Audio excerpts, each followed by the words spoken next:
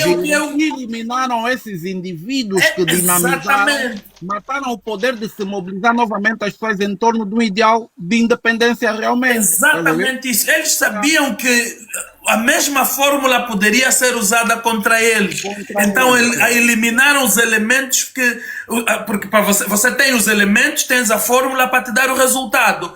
Tendo a fórmula e não podem eliminar a fórmula porque a fórmula funciona, eliminaram os elementos, eliminaram toda a estrutura cultural do país, David Zé e outros, são tantos nomes que nem preciso falar aqui, são tantos nomes.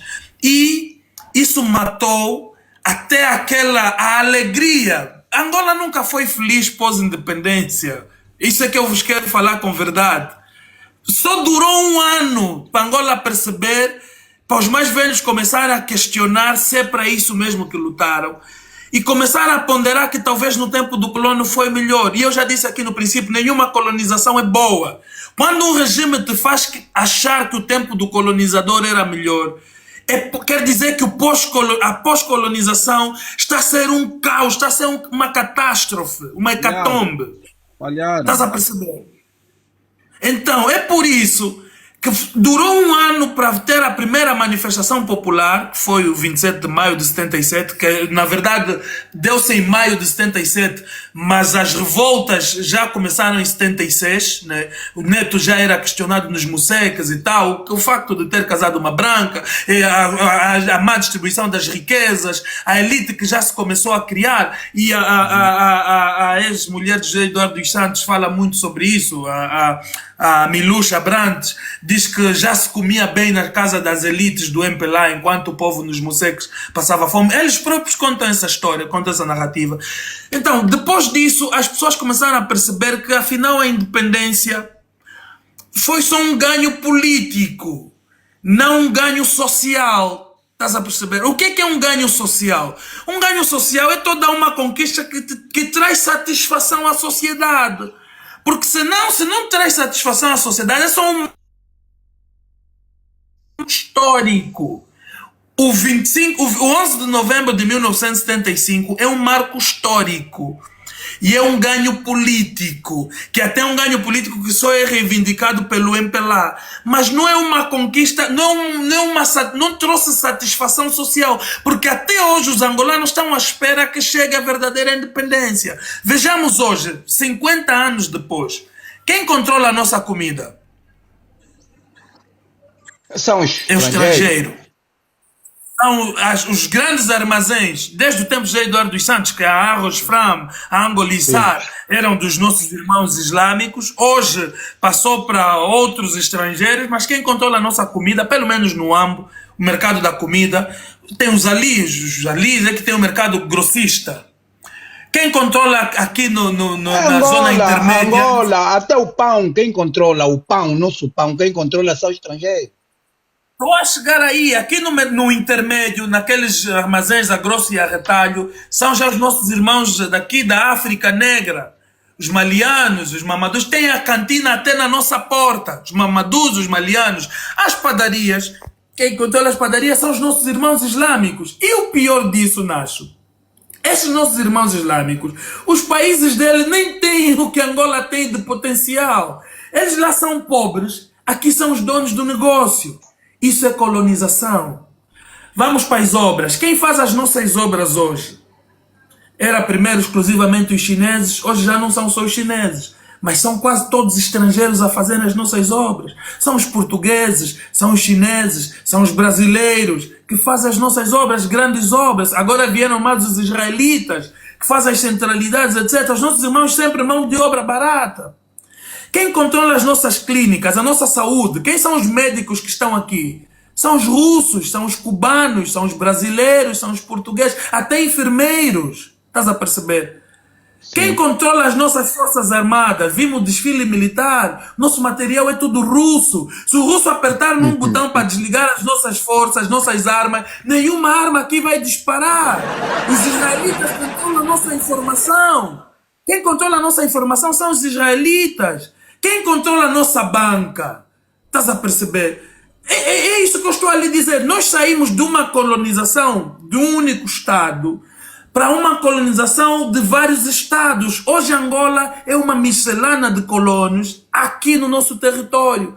E é mais difícil lutar para uma independência nesse sentido. Porque se eu expulsar o chinês, fica o maliano. Quando expulsar o maliano, fica o congolês. Quando expulsar o congolês, fica o israelita. Grupo Mitrelli, está fazendo muito dinheiro. Se expulsar esse, fica o brasileiro. Então, a solução é que expulsar aquele que criou condições para essa neocolonização. Porque todas essas pontas soltas só estão aqui por causa do MPLA.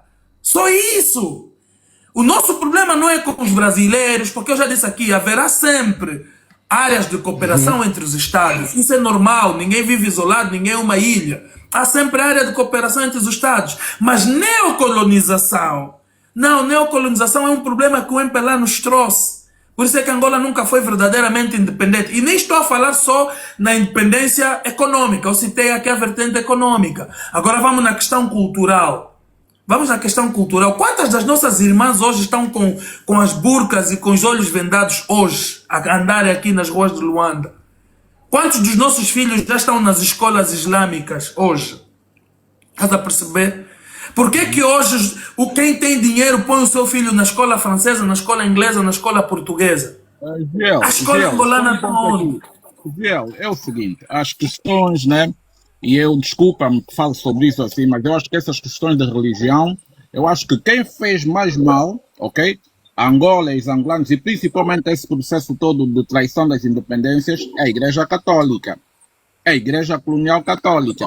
Então eu acho que o islamismo, comparando-se àquilo que a Igreja Católica fez e a participação que tem nesse processo todo de colonização, eu acho injusto nós começarmos a olhar para o islamismo como uma ameaça quando nós vivemos com a Igreja Católica ao lado. Não, só que, Isidro, eu entendo essa questão e eu entendo. A questão cultural ultrapassa isso, a questão cultural ultrapassa, porque aquilo que nós temos hoje é um reflexo, ok, da estrutura direcionada pela Igreja Católica em Angola. Não, sabes qual é o problema do islamismo? E eu tenho tentado explicar isso. O islamismo, quando chega numa zona, não é só para implementar a religião. O islamismo é para implementar um Estado. Ele vem com religião, mas depois controla o comércio, controla a educação, controla os hábitos e costumes. O islamismo nunca vem para ser só religião, vem com muito mais. E hoje por hoje, a fragilidade a brecha que nós deixamos, a necessidade financeira, faz com que a gente aceite tudo. Porque o islâmico veio para Angola com dinheiro, o que lhes trouxe é dinheiro. E nós, por sermos carentes, por sermos pedintes, nós temos que aceitar o dinheiro e com o dinheiro vêm os seus hábitos e costumes. Isso mata a nossa independência. Nós hoje somos dependentes de quem tem algum cachê, seja quem for. E a gente já nem olha mais parceiros. Não, nós somos da linha X, somos nossos parceiros internacionais, somos dessa família política, somos dessa ideologia. Não, a gente está que nem uma prostituta, que basta que o cliente traga dinheiro, não importa a ideologia, não importa a natureza. Então, Nacho, eu Geiel de Freitas, teria mais orgulho por uma Angola independente se fôssemos de facto independentes. Nós temos e eu disse aqui, e aqui não, se for no TikTok não, digo no Facebook, nós temos dois grandes marcos históricos que nunca podemos passar por cima. O alcançar da independência política, por acordo, e o alcançar da paz política, por acordo, calar das armas. São dois marcos históricos. Esses dois marcos históricos nos servem de base para que a gente entre no rumo do desenvolvimento. Porque um país independente e em paz tem que gerar riqueza, tem que gerar satisfação para os seus cidadãos. Nós hoje somos independentes, temos paz, mas não temos satisfação social. Enquanto nós não conseguimos alcançar o rumo do desenvolvimento, serão só dois marcos históricos, duas conquistas políticas, mas nunca será de facto um ganho social. Ok. Muito bem, Jael. Manos, tap aí, vamos dar os corações, não é? Vamos presentear aqui o nosso convidado, porque estamos aqui, sim senhora, estamos a ouvir o Jael a falar, mas temos que, sim senhora, presenteá-lo, que está aqui. Vamos também, tem aí o objetivo da live que ainda não alcançamos, não é? Nesse momento são aí rosas para serem alcançadas, por isso, se puderem fazer isso, melhor.